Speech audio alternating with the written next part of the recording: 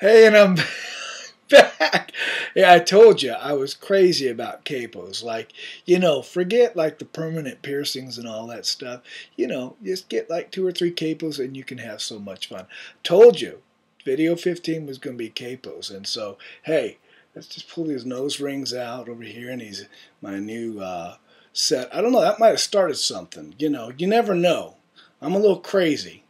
You just never know what's going to happen when just, keep them guessing. So anyway, hey, it's capo time. Da da da da da da da da da da do do do do do do do do do do. I'm excited, man. Clip these things right here on the Mac, and I've got lots of different types of capos for different things. But I'll tell you, there are a couple. I'll just say your major makes on your capos are either going to be like a Kaiser, or what they call a clip-on capo. Shub is pressure operated, has a little thing where you can set the tension, sometimes a little bit easier on the strings and doesn't cause some of those strings to come out of tune so fast. There's a capo called a cut capo, which capos certain strings and leaves the other ones open. These ones are full size. These are all Kaiser. The ones I'm using right here, mostly because I couldn't find my shub capo. It's around here somewhere. Who knows? But these three I use very regularly for different things.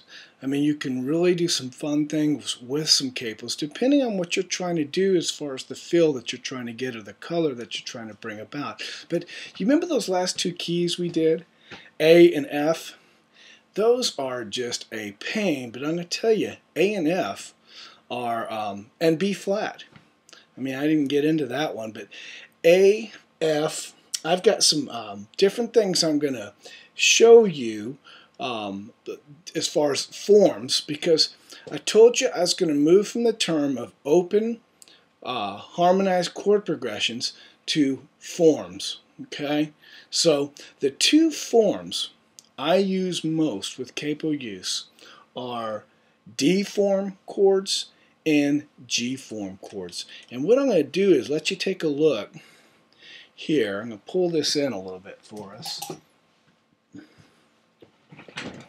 Get in close enough where we really get a good look at this, because these are really 2. I've got my D form right here, and then right below it I've got my G form, but I want to take these 2 and kind of highlight because they seem to be the 2 most conducive for worship and for easiness of use in converting them. On each key, okay, each key that you're going to see, including C, C2 can be used, the C form, but D and G, for some reason, it's mostly what I use, and probably if you talk to a lot of worship leaders, you're probably going to find that for them too. But, there's still specialties. If you like the same form chords, or you like E form. E form, though, is, like I say, it's a lot of bar chords. But this D, for example, D chord, in the key of D, which I'm going to grab the book and grab my capos, I miniaturized a small version of these 2 that I use a lot and more condensed, and I'm going to hopefully get that on the manual itself, but that's basically those 2 major form, D form and G form, and what happens on the 1st, 2nd, 3rd, and 5th fret. And quite honestly, anything capoed past the 5th fret, little too twangy, and you're probably going to have some tuning issues. It starts getting kind of mandolin-y at 5 and above. I have used my capo on D form and G form chords on some specialty songs. There was a song by the Vineyard called Hungry. Even though it was in C, they put the capo on the 5th fret and ran the G form chords over that to get that C progression. So, but there's, like the key of D on the 5th fret would become the key of G. But you can usually play the G form open But if you got somebody else playing open chords in G, you got some options. Okay, and this is where it gets fun with capos. Capos add color and texture, and they change up the flavor. Okay, and that's the creative part about it. Regular capos, cut capos.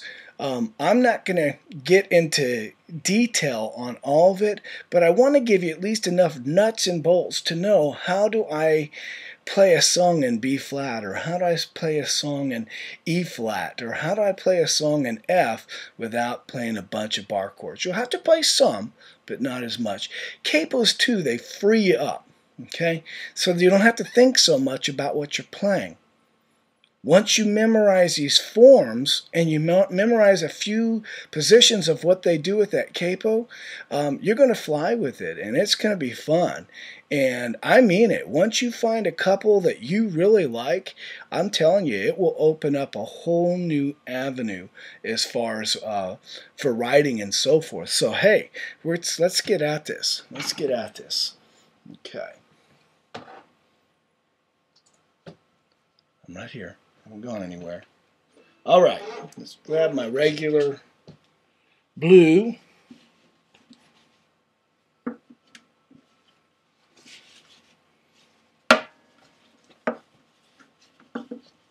Sorry. There we go. Okay, let's get this thing on. I got myself all wrapped up. Anyway, all right, so let's turn to the board. Let's turn to the board. Turn to that board and let's look at these. Now in D major, look at those chords. Those are the forms.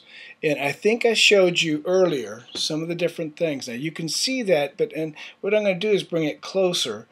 D major, which is that on that second fret. I told you that in D major, if you drop your pinky down on the third fret on that G string, you're going to pick up a suspended chord to a D chord. If you lift your second finger out of the E off the E string, you get what's called a D2. So you got D2, D suspended. If you just mash all those three strings together on the second fret, you end up with a major seventh. And these little things are really important to just practice them. And I've got some of those different changes on the extra chords. You'll see there's probably 2 or 3 pages of just extra chords for you to look at and to learn at your own leisure. But these are just little things that are important to know. Remember the D7th where you had a D and then we almost reverse it. A D7th is almost a reverse D.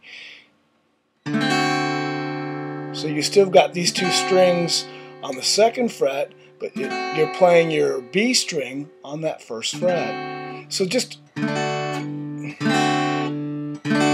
minor 7. I mean, we've talked about all those, but those are just little things you really do want to practice and just get comfortable with as many forms of that chord, like the major, the minor, the major 7th. I mean, we've talked a little bit about them, and in the extended chords, you can kind of learn a little more of how to do that. But you've got D, of course, in the key of D, E minor, F sharp minor with that clawed chord, G major. Ooh, that one's so pretty. And A. But A, see, it can be easily changed into an A minor by simply lifting your pinky off of the B string and putting your first finger almost in the same position that you did for the C. So you got major, minor. Now if you take your pinky and you extend it out 1 fret to the 3rd fret on that B string, you pick up it suspended, resolving back to the regular. And then there's good old A major 7th where I'm lifting my 3 finger out and dropping my first finger on that D string on the first fret.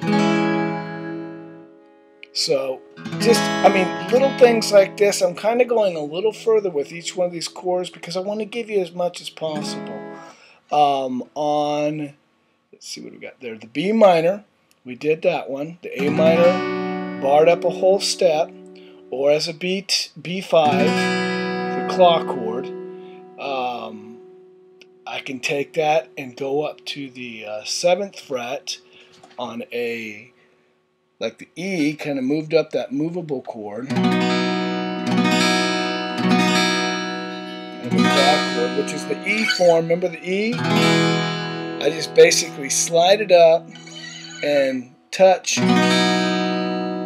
that 7th fret on the E string, which is your B, and it's just a movable chord. Those are called movable chords. So these claw chords are bar chords. They move. So you just move them, and that's why it was important to look at those, what those notes are on that E, A, and D string. Okay, so, and of course back to our C as we get back to our D. Okay, so let's look. If you go to, let's just grab it for the sake. I'm going to go back to my manual. And we're going to find back, we're going to go back to D, okay? Because if you go back to that, you're going to find all those different positions that I've got there. You're going to find that on page 22, okay? 22. And there it is right there. Excuse me. But you can see what I've got, what happens on the 1st, 2nd, 3rd, and so on. Even though you're only going to practically use maybe 5 of those at the most, 5 frets, that's it right there. And when we do that, okay, I'm going to use this one too, which I keep showing it to the camera because I want you to be able to maybe freeze frame it or whatever you want to do as far as stabilizing that on that frame. Back it up just a little bit. If you need to pause that or something like that to look at that, you'll be able to do this exercise a lot easier because that's with D and G. Okay, let me grab a capo. I'll get my red, white, and blue one. Okay, and so let's, okay, we did the D, right? We did the D chords. Let's put it on practicality. Let's put it on the 2nd fret. Okay, so D moved up a whole step. Get it as close without touching the fret itself. Okay, and I kind of get myself. So now what I basically have on that 2nd fret, I've got the D moved up a whole step, becomes an E, doesn't it? Pretty, isn't it? My E minor then becomes an F sharp minor. My F sharp minor becomes a G sharp minor. My G becomes an A. My A becomes a B. My B minor becomes a C sharp minor because I'm on my 4th fret. And my C becomes a D. So, I mean, that is awesome because remember the E chords before all the bar chords? Or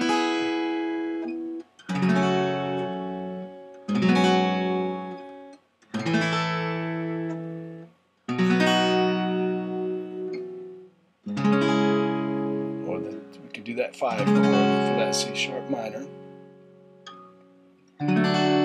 So you see, that's wonderful. You basically did the key of E off of those D chords. And that is, gosh, I just hope that resonates through you because that one key became another key and can actually become 5 keys just by moving that fret up these 5 frets. If you move it back one step, it becomes the a key of E flat. So on the 1st fret, it's the key of E flat. Which, and I'll tell you, E flat Rita Springer. I used to do some of her songs, and it worked better for me in E flat. A lot of her songs, for some reason, just seemed better for me in E flat. And D just seemed a little low. E sometimes a little hard for the girls to reach. So, I mean, here, E flat. E flat, but played with D chords. Because E flat otherwise is just going to be a bunch of bar chords, isn't it? We didn't even talk about the key of E flat, but it's practical when you can put a capo to it. I mean, the most wonderful one, which I'm going to do and show you, just by moving it, just by moving this, one more capo up to the 3rd fret. This one's probably the one I use the most with Celeste, because she loves the key of F. And that's basically what you have. You have F, your D becomes an F, your E minor becomes a G minor, your F sharp minor becomes an A minor,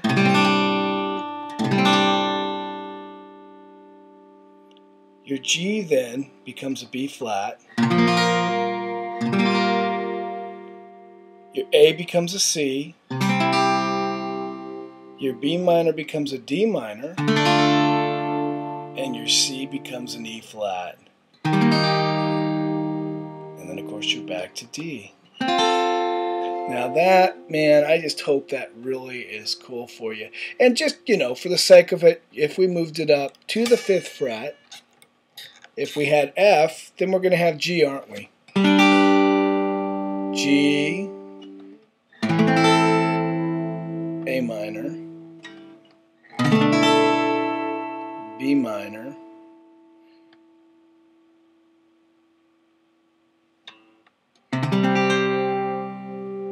C. I mean, it's just, I mean, I'll tell you, it is so cool to see what begins to happen with all this. And I take that one back. Let me make sure. Yeah, the G became a C. So your A becomes an E. Your B minor becomes an E minor.